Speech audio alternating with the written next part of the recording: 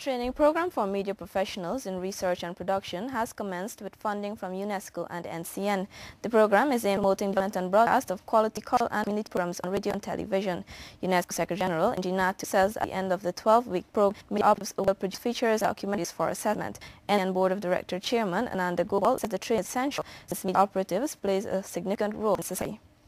Former Barbados Prime Minister Owen Otter had warned regional leaders that now is no time to procrastinate on creation of the CSME scheduled for full implementation by 2015. Otter, who has been a leading advocate for CSME, expressed concerns that further delays in finalizing the economic component of the CSME would negatively affect the region's ability to cope with globalization.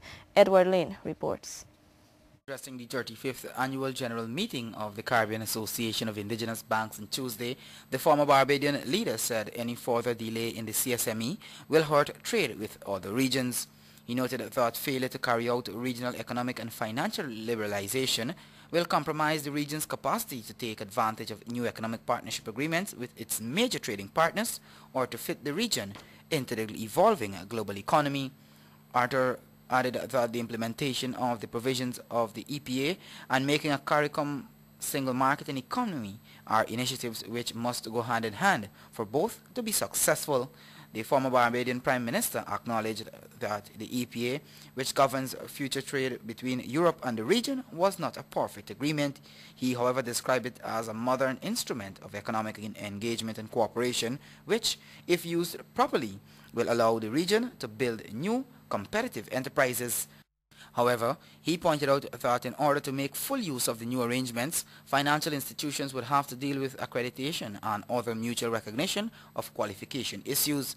He also said that the cost of entry into the EU market and the requirement to assume a specific legal form may prove problematic, but added that failure to act in respect of the CSME would present even bigger challenges.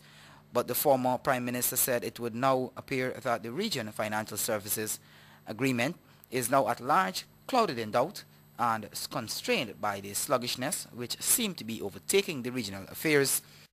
A total of 14 Caribbean partners signed off on the EPA in October. They are Barbados, Antigua and Barbuda, the Bahamas, Belize, Dominica, Grenada, Guyana, Jamaica, Trinidad and Tobago, Suriname, St. Lucia, St. Kitts, St. Vincent, and the Grenadines, along with the Dominican Republic. Haiti is the only CARICOM member which did not sign the agreement, and the country, which installed a new government shortly before the accord was signed in Bridgetown, had also been grappling with the impact of recent natural disasters. Edward Lane, the 6 o'clock news. The Guyana Water Incorporated says anyone found guilty of vandalizing its water system will be charged. CEO Karan Singh says it has been recognized some businesses have also been involved in vandalism. Details from Monica Jones. The Guyana Water Incorporated says it has lost millions of dollars through water wastage and illegal connections. The company is therefore urging citizens to desist from vandalizing its property by applying illegal connections to the main. CEO Karan Singh says the problem was recently identified at a popular businessman's property on the east coast of Demerara. On my way to Berbice, we've had cause to stop. I had to postpone my trip to Berbice because we caught a big businessman, a prominent businessman, stealing water from GWI. He has actually put a wooden plug of a very dishonest, highly unethical businessman who was bent and who has been bent for months on end in stealing water from GWI. We are going to make him a test case.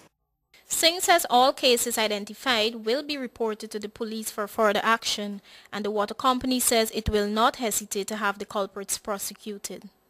And I'm confident that the legal system is going to give GWI justice.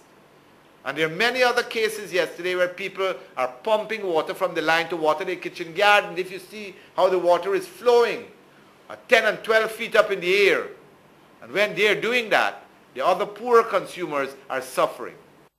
Only recently, GWI removed the service connection to residents in the grassroots squatting area on the east coast of Demerara for vandalism. Monica Jones, the 6 o'clock news.